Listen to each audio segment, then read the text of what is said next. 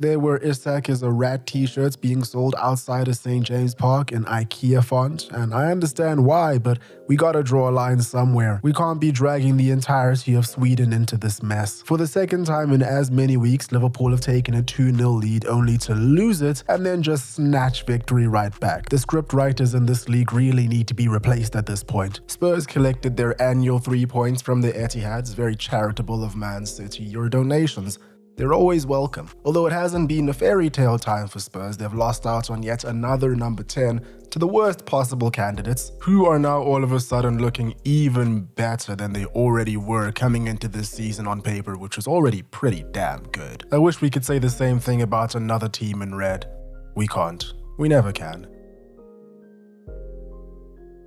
Hello, hope you're well, welcome back. So this is going to be a very odd video. It was supposed to be just a Man City Spurs video, but long story short, I recorded it first thing in the morning, got busy doing something else, and then by the time I got home, it was basically like 2 hours before the Liverpool match. So I decided to combine the two. Let's see how this one goes. But first things first, let's get into some pleasantries. How are you doing? How's your day? You know, how's your weekend?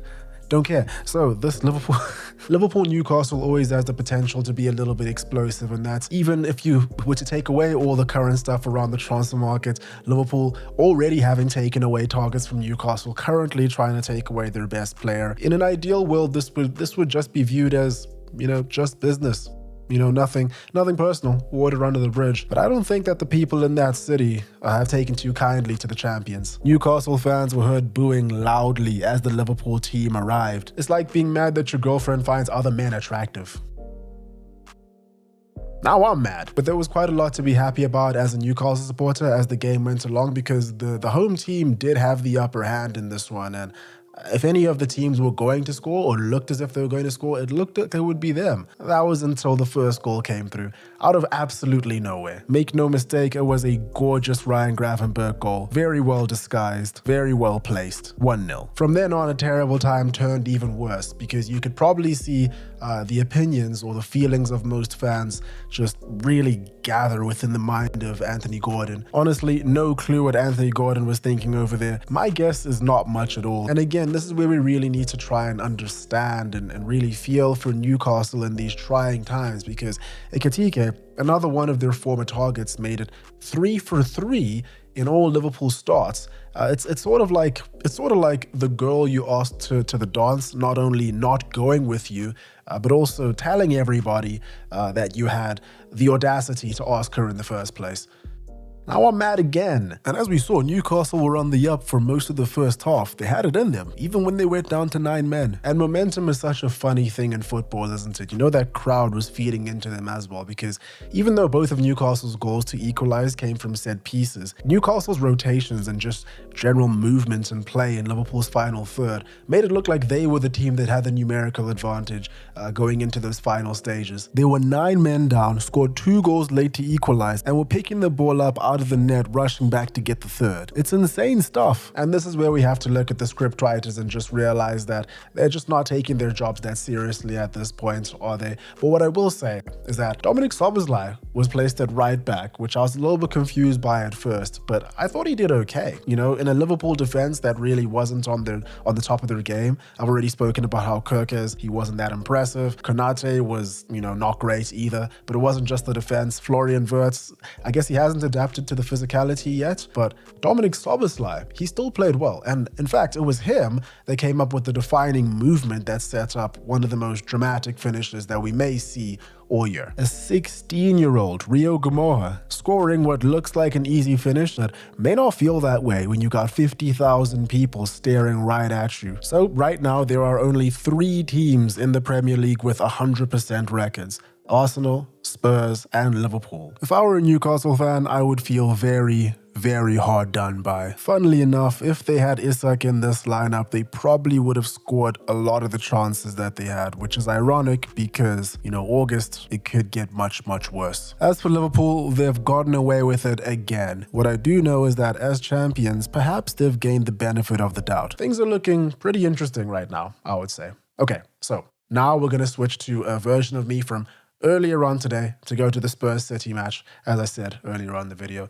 Let's go to that Now, I think it's pretty obvious to everybody at this point that Spurs is a side that we all have to take extremely seriously, and this is despite the fact that they don't have a fit, specialized number 10. But I've thought this ever since I watched Spurs play competitively for the first time this season, which was in the PSG Super Cup match. They were organized, they were disciplined, they should have won, they lost their heads in the last moments. Very, very Spurs-like, but other than that, Thomas Frank has got them really, really purring right now. That also shouldn't be that surprising to all of us. I think a lot of us realized too, and I think I said this as well throughout the time when I saw Postecoglou change up his system, Spurs looked their best, or that they're winning best rather, when Postecoglou changed to some sort of defensive disciplined system. It's pretty clear that the superpower of the Spurs side is their ability to listen to the words of a coach. Whether those words do them justice and actually set them up to get the wins that they desire is a completely different question, and it's not what I'm talking about at all.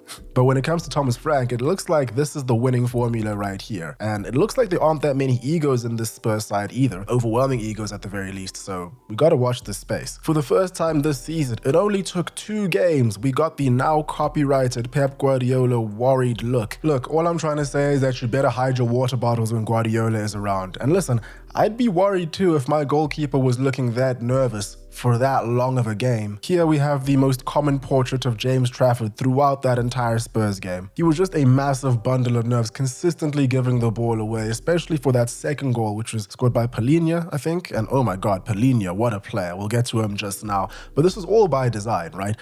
Thomas Frank clearly instructed his players to just swarm around City's box to make sure that they couldn't build up from that first initial phase of play and make sure they didn't have a free man when trying to play it out the box. And Spurs really picked their moments really, really well to just trigger on them and make sure that James Trafford had no room to breathe at all. And I haven't even mentioned the fact that Trafford shouldn't even have been on the pitch. Outside the box, he brings his knee up high and then the ball ricochets off of his hand. Plus, he's the last man. What exactly is going on over here? How is this not a red card? I'm not sure. Spurs were far more aggressive, far more coordinated of the two. Every time Mickey van de Ven shot out to try and get a ball, that intercept a ball in the midfield, he was covered immediately by another Spurs player, and then he recovered immediately to regain that structural form. In possession, when Spurs did decide to go on the attack, City's players just not committing to the press, and I'm looking specifically at Rico Lewis, who had an absolute foul game. There were moments when Jed Spence seemed to have all the time in the world when Lewis was clearly the man that should have been on him. Now, to be completely fair to City, they did have a little bit of shuffling around going on. Ait Nouri did get injured in the first half and got taken off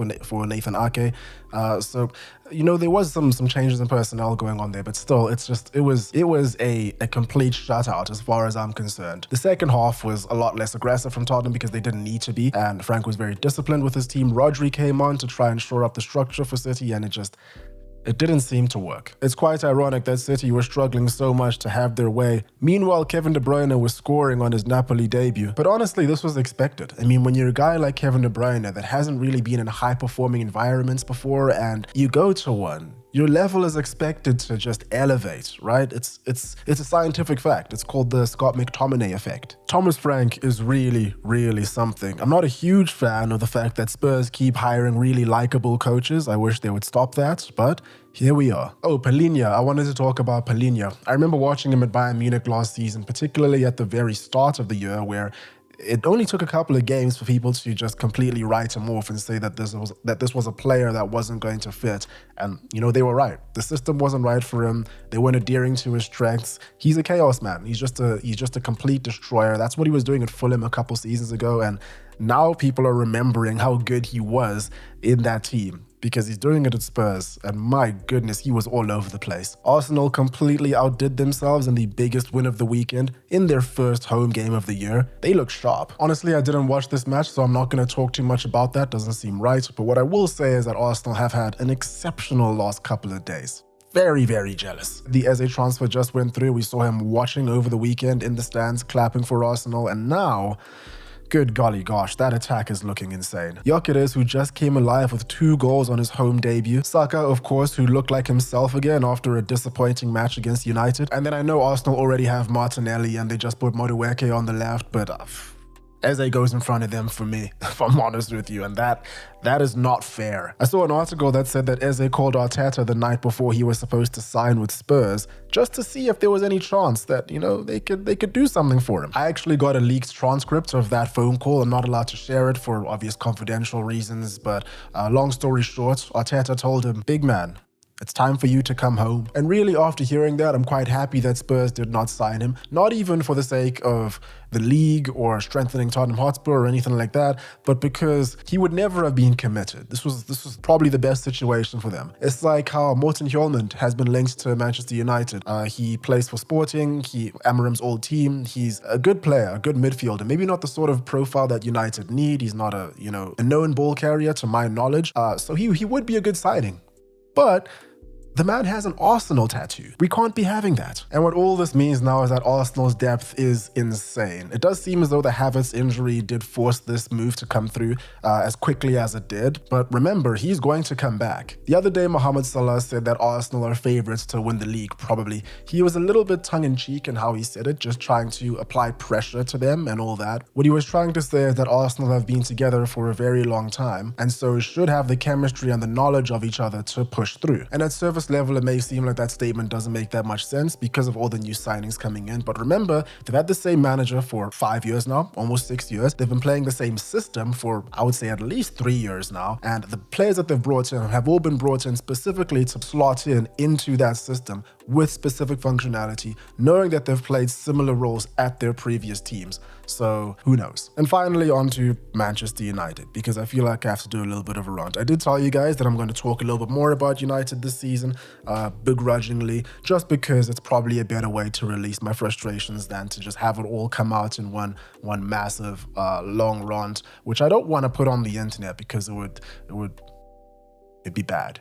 The problems with this team are so crystal clear to see for everyone watching, all the spectators. Can you imagine what top-level coaches and analysts are thinking when they come up against these guys? It's an open buffet. You know, a two-man midfield that's consistently being overrun, none of which are ball carriers. We've got wingbacks that can't cross, and then we've got, in the final moments, Amarim bringing on 2 centre-backs when goals are needed. I mean, I understand Harry Maguire is a massive threat in the box, and he did almost score towards the end of the game with a header that just went wide. But how is this always the last resort? This was the exact same thing last week against Arsenal. I mean, it is only game week 2, so we can't really overreact all that much. And, you know, if Bruno Fernandes had scored his penalty, then the narratives would be slightly different, so there is that. But the warning signs are there. This is a Fulham side whose only transfer activity has been a second-choice goalkeeper for £500,000. This same team made Man United with all their shiny new signings look bang average and confused. I'm well aware that stats don't always tell the full story, and United were playing quite well in the beginning of the first half, but my gosh, deep into that second half, they were quite damning. Just look at these. By the end of the match, Fulham had one up them in just about every department. 2 games into a Premier League season and Manchester United's top goal scorer is own goal. Anyway, that's all we're going to say about Man United today. Let's see how things progress. And there we have it. Let me know what you guys thought about this video. We're getting long form videos coming out soon. Quite a lot of them actually. Are going to be 2 in the next 2 weeks. That's definitely something that I need to work on to bring those out significantly more consistently. And the next one is a good one. It is, I'll tell you, it's Manchester United under Jose Mourinho. So that'll probably be out in the next 2 or 3 days. That's all for me today. Hope you guys enjoyed. Hope you're having a great day. Cheers, and I'll catch you in the next one.